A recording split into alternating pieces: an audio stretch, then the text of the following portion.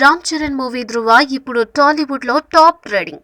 2 రోజులుగా ఇటు తెలుగు ఆడియన్స్ లోనూ సోషల్ మీడియాలోనూ నానా హంగామా చేస్తుండగా నిన్న రిలీజ్ అయిన మెగాస్టార్ చిరంజీవి మూవీ ఖైదీ నెంబర్ 150 టీజర్ చెర్రీ స్పీడ్ ని ఓవర్టేక్ చేసేసింది.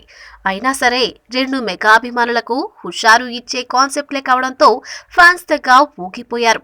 అయితే ఈ మూవీ ప్రమోషన్స్ లో భాగంగా విలన్ గా నటించిన అరవింద్ స్వామితో మొదట తేడాలు వచ్చాయంటూ చెప్పేశాడు దర్శకుడు సురేందర్ రెడ్డి. తమిళ్ మూవీ తని ఒరవన్లో విలన్ గా నటించి మెప్పించిన తర్వాత తెలుగు వర్షన్ ధృవ కోసం అరవింద్ స్వామిని అడిగారు.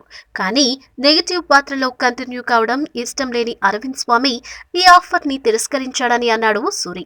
అప్పుడు తెలుగు వర్షన్ కోసం సిద్ధం చేసిన స్క్రిప్ట్ ను అరవింద్ స్వామికి వివరించారు. వెంటనే తను ఈ రోల్ చేయడానికి ఉత్సాహం చూపించి ఒప్పుకున్నారు అని చెప్పిన సురేందర్ రెడ్డి తామిద్దరికి ఎక్కడా తేడాలొచ్చాయో కూడా వివరించాడు. తొలి రోజున షూటింగ్ విషయంలో నాకు అరవింద్ స్వామికి మధ్య కొన్ని విషయాల్లో తేడాలు వచ్చాయి.